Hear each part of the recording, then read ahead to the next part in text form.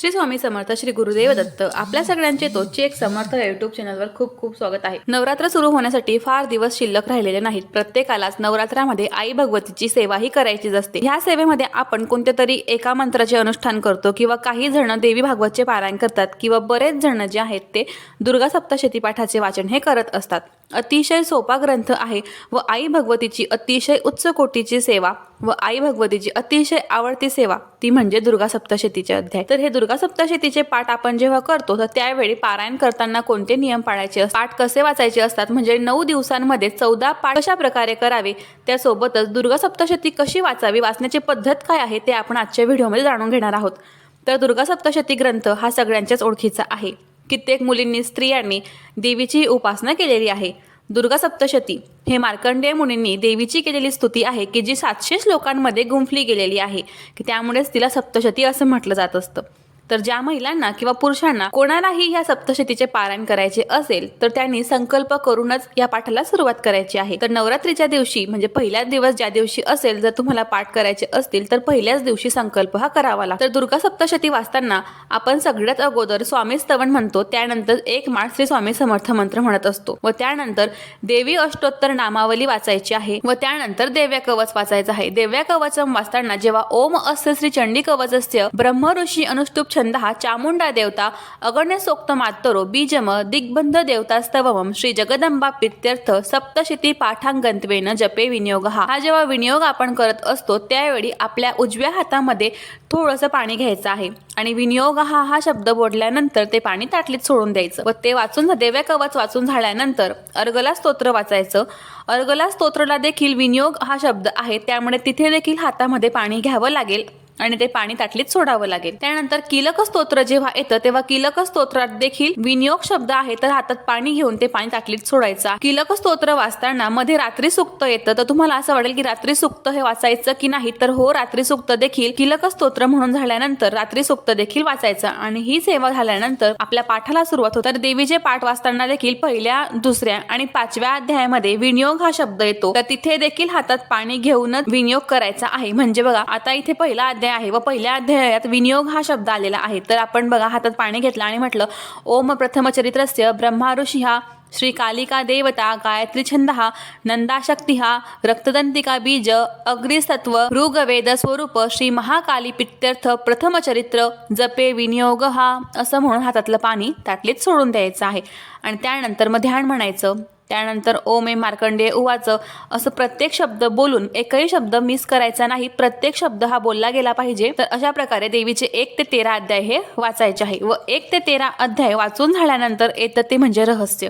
तर बरेच जण काय करतात, फक्त पहिले 3 स्तोत्र वाचता आणि नंतर पहिला ते 13 अध्याय जे आहेत आपले ते वाचून घेतात आणि क्षमा प्रार्थना वाचून पाठ सोडून देतात. तर ही अतिशय चुकीची पद्धत आहे. पहिले 3 जे स्तोत्र आहे म्हणजे देवी कवच वाचून झालं, त्यानंतर अर्गला स्तोत्र, किलक स्तोत्र, रात्री सुक्त हे सगळी स्तोत्र वाचून झाल्यानंतर 1 ते 13 पाठ करायचे आणि त्यानंतर तंत्रोक्त देवी सुक्त येतं की जे वाचायचंच. तंत्रोक्त देवी सुक्त वाचून झाल्यानंतर मूर्ती रहस्य असतं, वैकृतिक रहस्य असतं आणि प्राधानिक रहस्य असतं. तर ही 3 रहस्य वाचून झाल्यानंतर देवीची क्षमा प्रार्थना म्हणून 1 माळ नवार्ण मंत्राचा जप करायचं आणि देवीची आरती म्हणून मग पाठाची समाप्ती करायची.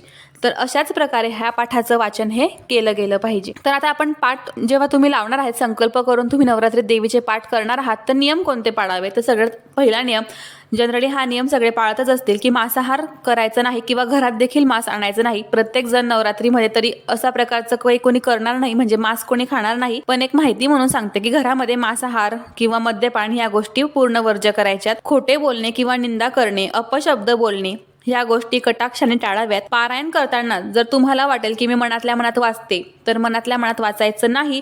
आपल्याला ऐकू येईल इतपत तरी हळू आवाजात शांतपणे पाठाचे वाचन हे केले गेले पाहिजे. कारण जेव्हा तुम्ही देवीचे पाठ वाचत आहात त्यावेळेस देवी ही तुमच्या घरात आलेली असते, हे लक्षात घ्या.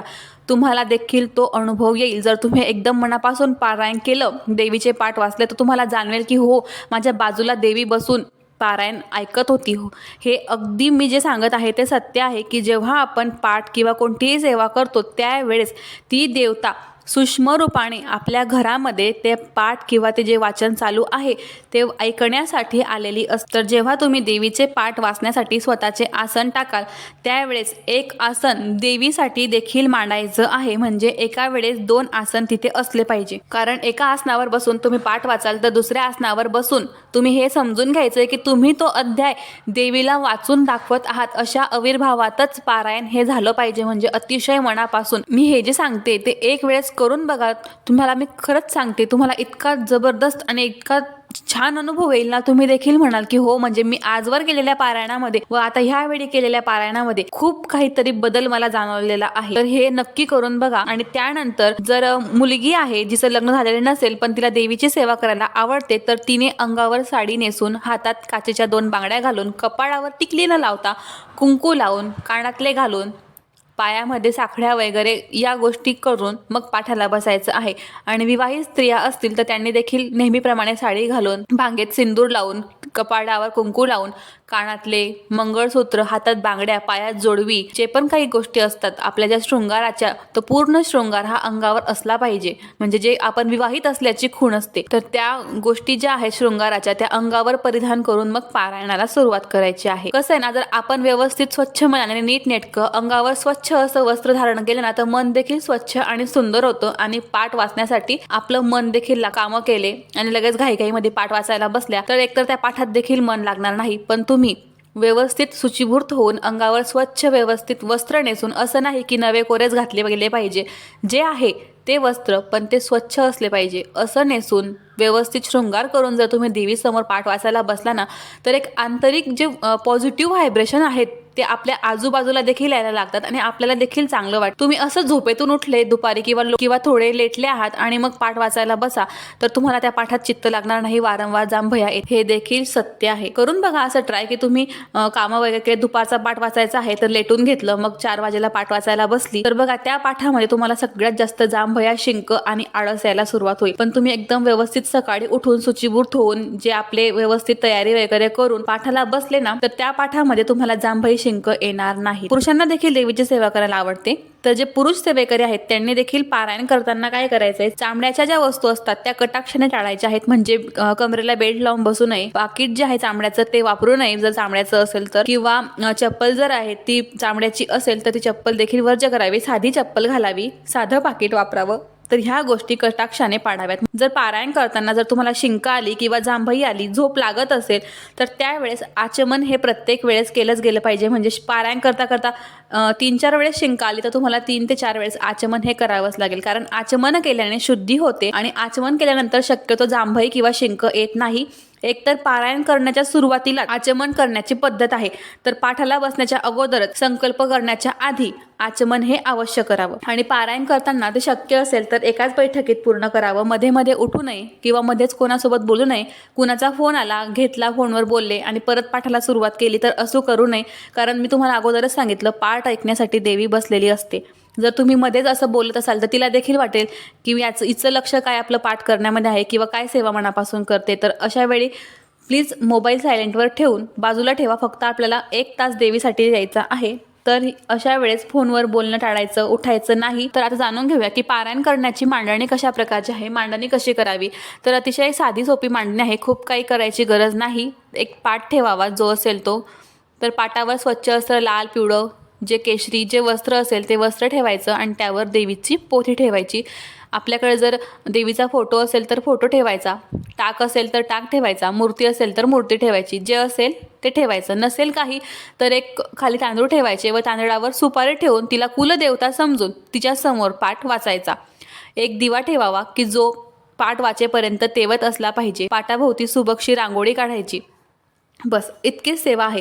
जर तुमची इच्छा असेल तर तुम्ही पाठ हा 9 दिवस एकाच ठिकाणी मांडू शकता किंवा इच्छा असेल तर. पण जर जागा नाही, अडचण आहे तर पाठ हा उचलून ठेवू शकतात. म्हणजे असं नाही आहे की ह्या ग्रंथाला एकदा ठेवल्यानंतर उचलता येत नाही. तर तुम्ही पाठ किंवा जे पुस्तक आहेत ते हलवू शकतात इकडं तिकडं, पण पारायण करताना हातामध्ये पुस्तक घेऊन वाचन करायचं नाही आहे. पुस्तक हे व्यवस्थित पाटावरच असलं पाहिजे, हातात घेऊन वाचन करू नये. कोणतंच पुस्तक हातात घेऊन वाचायचं नसतं. तर अशा प्रकारे ही पाठाची मांडणी आहे. शक्य असेल तर पाठ वाचण्यासाठी जी वेळ तुम्ही ठरवलेली आहे ती एकच असू द्यायची. म्हणजे जर सकाळी तुम्ही 5 वाजता उठून पारायण करत असाल तर 5चाच टाईम ठेवायचा, किंवा 6चा किंवा 7चा, किंवा ज्यांचं दुपारी जमत असेल त्यांनी 1 वाजेनंतर सुरुवात करावी. 12 ते 12:30 मध्ये वाचन बंद ठेवावे. तर 1 नंतर किंवा 2 नंतर किंवा 3 नंतर तुम्ही वाचन करत असाल तर ती वेळ एकच ठेवायची. एक दिवस सकाळी वाचलं, एक दिवस दुपारी वाचलं, असं करायचं नाही. देवीचं जे पारायण आहे ते संध्याकाळी 6 वाजेच्या आत वाचायचं आहे. रात्री वाचू नये, सायंकाळ नंतर वाचलं जात नाही. 6 वाजेच्या अगोदर तुम्ही हे पाठ पूर्ण करू शकता. आता 9 दिवसांमध्ये 14 पाठ कशा प्रकारे करावे तर बघा, पहिले 4 दिवस म्हणजे पहिला, दुसरा, तिसरा नवरात्रीचे जे दिवस आहेत तर तुम्ही एक एक पारायण करू शकता, म्हणजे एक एक पाठ वाचू शकता. आणि त्यानंतर 2-2 अध्याय हे वाढवायचे आहेत. म्हणजे पहिल्या दिवशी म्हणजे नवरात्रीची पहिली माळ ज्या दिवशी आहे त्या दिवशी एक पाठ केला, नंतर दुसरा पाठ केला, तिसऱ्या माळला तिसरा पाठ केला, चौथ्या माळला चौथा पाठ केला, 5व्या माळला 2 पाठ केले, 1 पाठ सकाळी वाचला, 1 पाठ संध्याकाळी वाचला.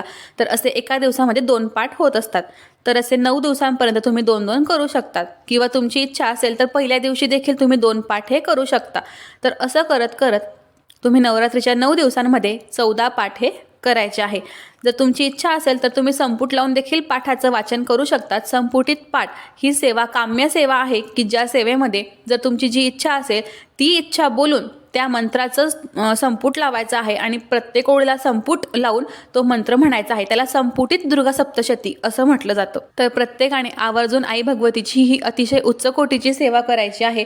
खूप प्रभावी सेवा आहे. ज्या सेवेसाठी पारायण करणार असाल, पाठ करणार असाल त्याचं फळ तुम्हाला मिळेलच. सोबतच बरेच जण ही सेवा करिअरसाठी किंवा लग्नासाठी, किंवा ज्या महिला आहेत ज्यांना सांसारिक सुख खूप कमी आहे त्याच्यासाठी, किंवा ज्यांना अपत्य प्राप्ती नसते त्याच्यासाठी, कुलदेवीचा आशीर्वाद प्राप्त करून घेण्यासाठी दुर्गा सप्तशती पाठाची सेवा ही केलीच जाते. व प्रत्येक स्त्रीने एक तरी पाठ ह्या 9 दिवसांमध्ये करायचा आहे. नसेल शक्य पाठ वाचणं रोज, म्हणजे 14 पाठ करणं शक्य नसेल, किंवा 9 दिवसामध्ये 9 पाठ करणं शक्य नसेल तर 9 दिवसामध्ये एक तरी पाठ हा देवीसाठी करायचा आहे. तर अशा प्रकारे आजच्या व्हिडिओमध्ये मी तुम्हाला दुर्गा सप्तशती पाठाचे वाचन कसे करावे, त्यासोबत नियम काय आहेत, पारायणाची मांडणी कशी करावी, हे सगळं व्यवस्थित डिटेलमध्ये सांगितलं आहे. जर तुम्हाला व्हिडिओ आवडला असेल तर व्हिडिओला लाईक नक्की करा, चॅनलला सबस्क्राईब करायला विसरू नका. झालेली सेवा स्वामींच्या चरणी अर्पण करते. श्री स्वामी समर्थ. श्री गुरुदेव.